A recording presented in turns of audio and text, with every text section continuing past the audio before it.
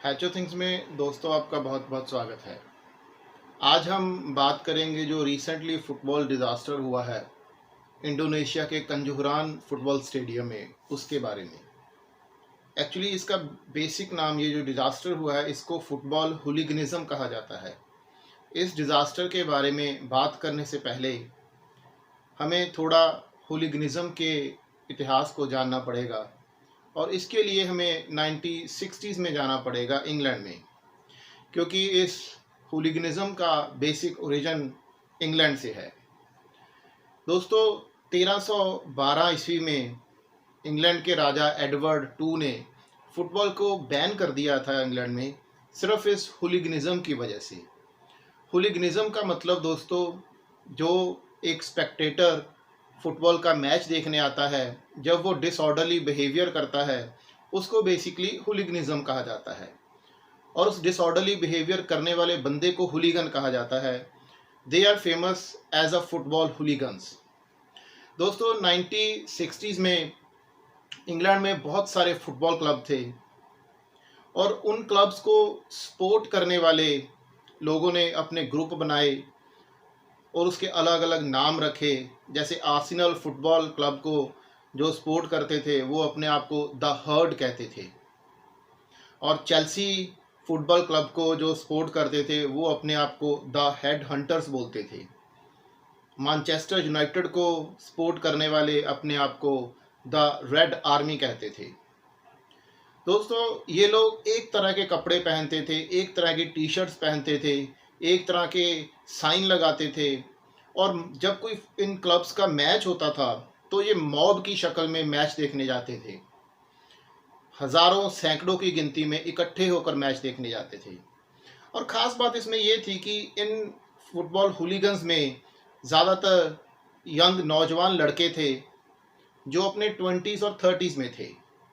कुछ criminal mind के लोग भी इसमें शामिल थे हुलीगन्स में। और दोस्तों, इसमें कुछ ऐसे लोग भी शामिल थे जो बहुत बड़े बिजनेसमैन थे, और कुछ प्रोफेशनल जॉब्स करने वाले लोग भी हुलीगन्स में शामिल थे और डिसऑर्डर बिहेवियर करते थे, गलत एक्टिविटीज़ करते थे। इनका मेन मकसद अपनी आइडेंटिटी को मार्क करना होता था दोस्तों, जैसा कि हर नौजवान में होता है कि वो अपनी आइडेंटिटी दिखाए। सिर्फ यही कारण था इनका अपने हुलीगन ग्रुप बनाना। ये उस टाइम मिलिट्री टर्म्स यूज़ करते थे अपने ग्रुप्स को नाम देने के लिए, जैसे कि firm, crew, squad, boys, ultra.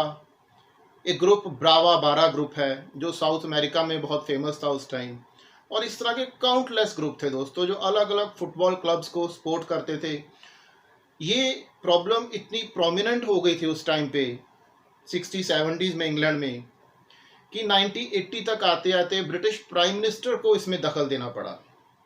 Margaret Thatcher ने एक वाइल्ड कैबिनेट इस्टेब्लिश की इस इशू के साथ टैकल करने के लिए। पुलिस को स्टेडियम्स में बड़ी बड़ी वॉल्स बनानी पड़ी ताकि अलग अलग क्लब्स के अलग अलग सपोर्टर्स को अलग अलग रखा जा सके, ताकि वो उनका आई कांटेक्ट भी एक दूसरे के साथ ना हो। और इसमें अल्कोहल का बहुत बड़ा रोल था। ये जो यंग लोग आते थे मैच देखने, वो अल्कोहल के असर के नीचे होते थे। इसकी वजह से भी ये आपस में फ़ाइट होती थी इनकी। मैच के बाहर, स्टेडियम के बाहर भी इनका आपस में क्लैश होता था, रॉयट्स होते थे। ये उस टाइम पे ब्रिटिश सोसाइटी का सबसे डिबेटेबल टॉपिक बन चुका था। इनके ऊपर बहुत सारी मूवीज़ बनी उस टाइम पे, जैसे 1989 में एक मूवी आई द फर्म, 2004 में movie I the green street hooligans, 2007 में एक मूवी आई जो बहुत ही फेमस रही, the rise of a foot soldier, 2013 में एक मूवी आई इन पे द हुलीगन फैक्ट्री। दोस्तों, 1985 में लिवरपूल का मैच था जुवेंटाइस क्लब के साथ हेजल स्टेडियम, जिसे वहाँ पे जो डिज़ास्टर हुआ उसे हेजल स्टेडियम डिज़ास्टर कहा जाने लगा। जुवेंटाइस क्लब के 39 फैंस को लिवरपूल फैंस ने मार दिया स्टेडियम में, एक क्राउड डिज़ास्टर में। दोस्तों, उसके बाद फुटबॉल फेडरेशन ने इंग्लैंड के हर फुटबॉल क्लब को इंटरनेशनल मैच खेलने से 5 साल तक बैन कर दिया। लिवरपूल क्लब को 6 साल के लिए बैन किया गया इंटरनेशनल फुटबॉल खेलने से। यहाँ से आप सोच सकते हैं कि उस टाइम पे ये प्रॉब्लम इंग्लैंड में कितनी ज़्यादा थी। और ये ऐसा नहीं है कि ये आज ये प्रॉब्लम ख़त्म हो गई है। 2016 में फ्रांस में यूरो फाइनल में ऐसे ही 2 टीमों के सपोर्टर्स आपस में उनका क्लैश हुआ और बहुत कैजुअलिटीज़ हुई, और इसका डर रशिया में होने वाले फुटबॉल क्लब पे भी मंडरा रहा है, जो वर्ल्ड कप रशिया में होना है। और रशियन एडमिनिस्ट्रेशन अभी से इसके लिए कंसर्न्ड है और वो कोशिश कर रहे हैं कि ऐसी कोई घटना रशिया में होने वाले वर्ल्ड कप में ना हो। खैर, अब हम बात करेंगे जो इंडोनेशिया में हुआ, वो भी एक हुलिगनिज्म का टाइप ही था। वहाँ पे होम ग्राउंड अरीमा फुटबॉल क्लब का होम ग्राउंड था, जिनका मैच था पर्सिबाया सूराबाया क्लब से। कभी भी पर्सिबाया क्लब ने अरीमा फुटबॉल क्लब को उनके होम ग्राउंड में पिछले 23 साल से नहीं हराया था।